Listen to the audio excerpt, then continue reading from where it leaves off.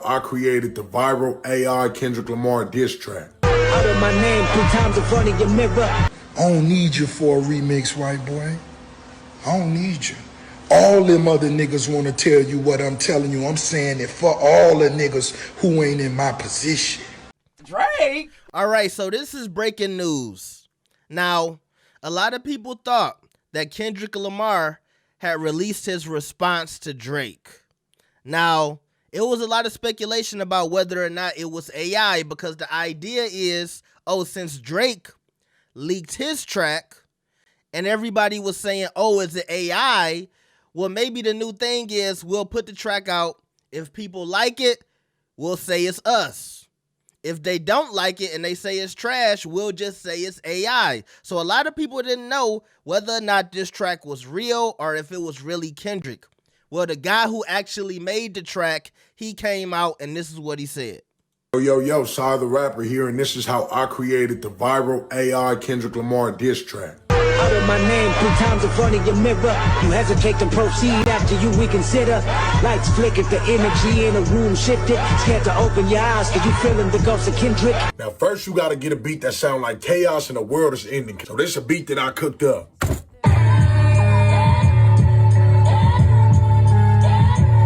And you gotta write some lyrics and spit them the way that K-Dot would write them and spit them. Utter my name 3 times in front of your mirror. You hesitate and proceed after you reconsider. I know Kendrick Lamar likes to emphasize his T's. Party. He can party. So we gotta incorporate that. Grab your Glocks when you see K-Dot. See that hard T I was telling y'all about? Dot. Most people just say dot. He dot. Last but not least, I gotta put my beat tag on it. Now let's listen to how the finish result sound. Grab your Glocks when you see K-Dot. Better call ghostwriters just to beat K-Dot.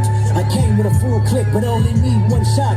Now this song is viral on YouTube. It's called One Shot. I ain't gonna lie, I shocked myself. I thought it was gonna sound fake. I thought people was gonna be able to tell it was fake. People think it's actually real. So I just wanna come out for the record and say that it's AI. That's not Kendrick's response. I know Kendrick gonna come harder than that. I just couldn't get too disrespectful because I ain't in a beef, you feel me? Ain't nobody diss me. It's actually funny. I seen Drake heard it and commented. He laughed at this. Now, the craziest part about this whole situation is the people are saying that he should have AI generated his hairline back. they said he should have AI generated his hairline a few inches closer to his eyebrows. Now, y'all wrong for saying that. Never Gave Up did not say that. That's what the streets said. It wasn't me. But we have finally confirmed that that track was not Kendrick Lamar. Or did Kendrick Lamar pay this dude to say it was AI because the people thought it was trash? I'm just joking. That's my little conspiracy theory shit coming in. But I honestly think this dude did make that track. I don't know, bro. This, like, I just feel like that's kind of how this shit happens, bro. This nigga at his crib. You see, he got Minute Maid Lemonade in the background. He got lucky. He made a track. People liked it. And that AI shit, the voice changer and all of that stuff, just like this right here. Never Gave Up best YouTuber in the world. That's not really LeBron. I found this little thing on the internet. You could type a sentence in and it will be LeBron and he'll say anything you want him to say. So that AI stuff is real and people are using it, all right? Now let's get to this Rick Ross situation. Now Drake and Rick Ross are doing the Rich Nigga Petty Olympics. Now, I'm going to tell you something. Rick Ross is upset because Drake won't verbally respond. Instead, Drake is putting out all of these little screenshots. So you see in this one, he's trying to say that, Rick Ross, you broke. Because you might live in this big ass mansion, but you sandwiched in. You don't own the plot of land next to it. This is a starter pack. You living in a content creator house. Then in another Instagram story post, Drake sent this message directly to Rick Ross. Still not verbally responding, but sending little messages. And he said, hey, you got an $80 million crib, but you got it from the auction. Then he said, your lot is 40,000 square feet. Nigga, my crib is 40,000 square feet. The house alone, which is still rich niggas going back and forth. But to us as regular broke niggas, we like, bro, what the fuck is y'all talking about? All right. He said he got a timeshare jet, and then he went into Britt Barish. Now, Britt Barish is the guy who supposedly really owns Black Bottle. Y'all know the liquor that Rick Ross is always pushing. Now, I don't want to assume that Britt and Rick Ross don't have a partnership, but you can tell that Drake is trying to frame it like, oh, you work for Britt Barish. You're Britt Barish's son. You not Rose anymore. He's saying, how many bottles you got to sell before you actually get a check? That shit took a lifetime to see some real bread. So, like I said, he won't say anything to Rick Ross, but he keeps messaging Rick Ross, basically. And I think this is getting under Rick Ross's skin because he wants Drake to get on his phone and record a video cussing and crashing out. He even wants Drake to get in the studio and give him a back and forth, because if they went back and forth on the track, you know, that would help Rick Ross. And that's how Drake be thinking. I'm not going back and forth with you and give you a little bit of clout. I'm not going to do the same shit I did for Pusha T. Remember when he said, I'm going to send Pusha T the invoice? I think that's why Drake is not going to put out a track to respond to Rick Ross, because he's like, bro, you're beneath me. I'll do it with Kendrick because Kendrick has a little more clout, but Rick Ross, in his head and in a lot of other people's heads, Drake helped solidify Rick Ross's career. I wouldn't say Drake made his career, but I would definitely say that Drake gave him his biggest hits and gave him some of his biggest moments. I think we can all agree with that. And so Drake is sitting back laughing, sending messages, while Rick Ross seems to be taking this shit serious, and then you get clips like this. Nigga, I don't need you for a remix, white boy. I don't need you. All them other niggas want to tell you what I'm telling you. I'm saying it for all the niggas who ain't in my position. Look at Rick Ross' hands. I'm telling you, for all the niggas. Like, I fuck with Rick, but this just the shit I'm noticing. Because basically Rick Ross is admitting that he and other rappers sit around doing that chatty patty shit, gossiping about Drake. Man, I don't like Drake. Drake did this and Drake did that, and Drake won't give me a feature, and Drake... See, that's the first thing he brought up. I don't need no feature. Because he looking at other niggas complain to him about a Drake feature. And that's why Drake be talking that shit in the tracks, because he knows a lot of these niggas be living off of his features. They can keep another good maybe 1 or 2 years in the rap game off of a Drake feature. Take that song, go touring and shit like that, add it to their catalog. They could be relevant for another couple of years just off a Drake feature. What happened to that crib?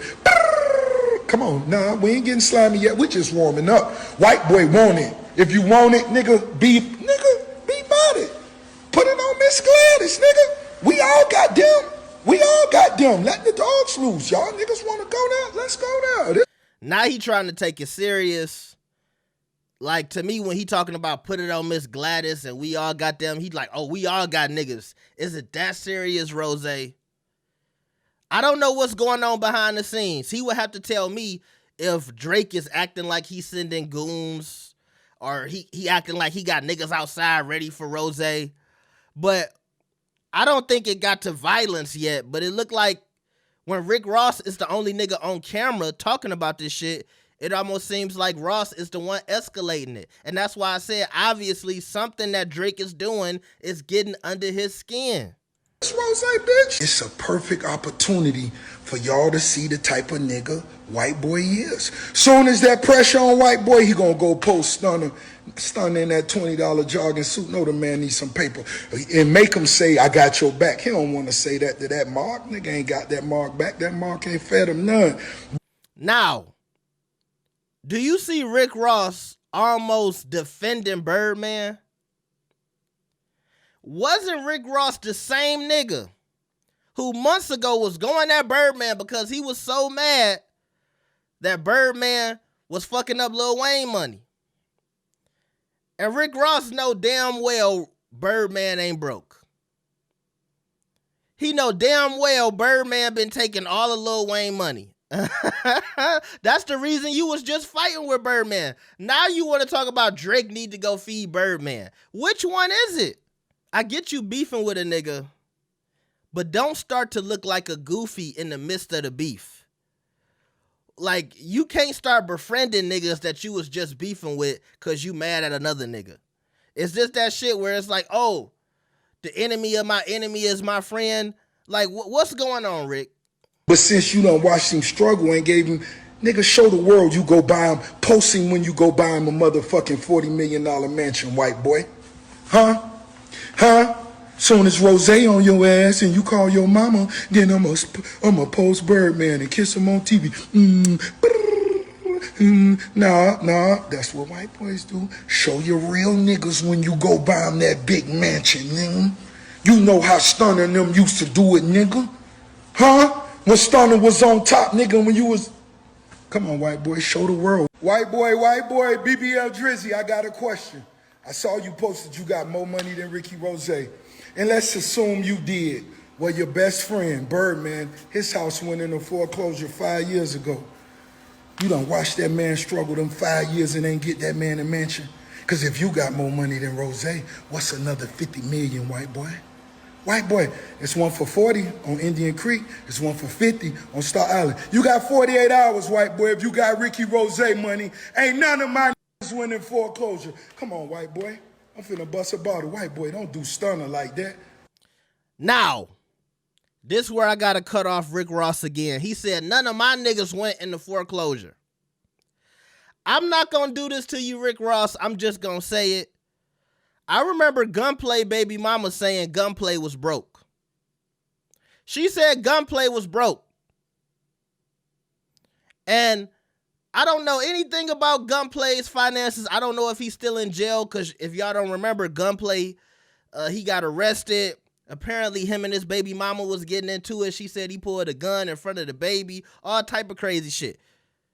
But just from me looking at Gunplay and Rick Ross, Gunplay do not look like Rick Ross has been taking care of him. And that's one of your niggas, Rose.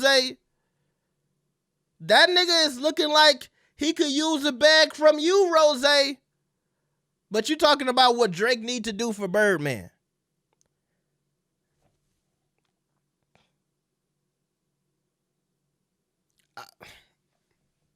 Come on, man. What happened to that?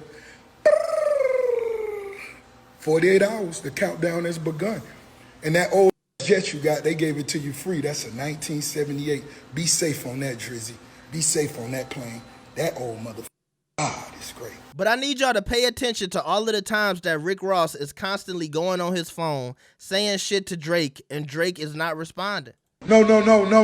I know why Drake don't do what I do when I talk and he don't talk. He'll take a picture and post because he got ghostwriters for his fucking captions. He got, listen to me, he got the people sitting around, what's Rick gonna do next? Let's go, come up with it. Come on, BBL Drizzy, just pick your phone up and talk to the people. You okay? We know you may be shallow. We know, but everything fine. Everything's gonna be okay. It's therapeutic. Release what's inside of you. It's called Earth Strong. Now, also, I want to point this out. I think when Drake started looking like he was reaching out to Christina Mackey, that's Rick Ross's ex, you know, the girl with the short hair, I think that really bothered Rick Ross too. And if Drake pop out with this nigga Rick Ross's ex, because he don't have to go get Birdman a house. He can go get your girl a house.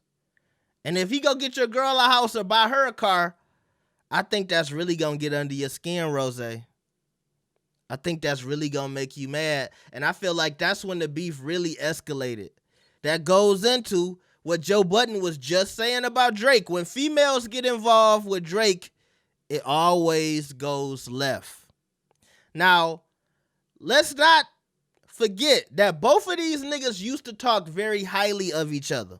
And I want to point that out too, because I don't want to just make it seem like Rick Ross is the only one looking corny in this situation, because just off the fact that Drake used to big up Rose and talk about how he was his favorite nigga to do music with, favorite nigga to do features with, and how much he respected Ross, it looks corny on his part too. Now, there's a tiny little bit of me that is hoping that these niggas are trolling and that they really talking behind the scenes and they just doing it for the internet. But when I see Rick Ross really hitting below the belt, I'm like, nah, this shit getting serious, bro. But I think it's more serious for Rick Ross than it is for Drake, because unfortunately Drake is all the way up there. And this is why people have no issue with niggas doing the 20 versus 1, because Drake is the one and his presence represents about 50 niggas. Everybody is looking at Rick Ross and saying he looks desperate, corny, he's crashing out, he punching the air. He's nowhere near in competition or in comparison with Drake. And that's what happens to anybody who goes at Drake if you not Kendrick Lamar. I think people are even taking the Future and Metro Boomin situation more seriously than they are taking Rick Ross just going at Drake randomly. Because it's been a couple of days and Rick Ross still posting videos. But this is what Rose do. You know, it's funny that him and 50 Cent don't like each other, because this is the same tactic that 50 Cent would use. He would just keep making videos, keep talking shit about somebody until he felt like he was satisfied. Because I guess for Ricky Rose, it ain't about the public. I think he's trying to prove something to the other rappers, to the other people in his vicinity, right? To the people that he sees when he goes to the club, to the people that he sees when he's out and about, the rich niggas around him. Because I think in Rick Ross' head, he's like the savior or the superhero for French Montana. He said, I'm beefing with Drake because he sent a cease and desist to French Montana. I'm the superhero. I'm standing up for Lil Wayne against Birdman. Like, he thinks he's the hero in this situation. But I'm still kind of looking at it like Rick is crashing out. And it ain't even that serious. It's almost like he's trying to put himself in a beef that really ain't got shit to do with him. Because what French Montana and Drake had going on, to me, don't have nothing to do with you, Rick Ross. And I heard Charlamagne say this yesterday. Rick Ross, you are not going to get in between the feud that we really want to see, which is Drake versus Kendrick Lamar.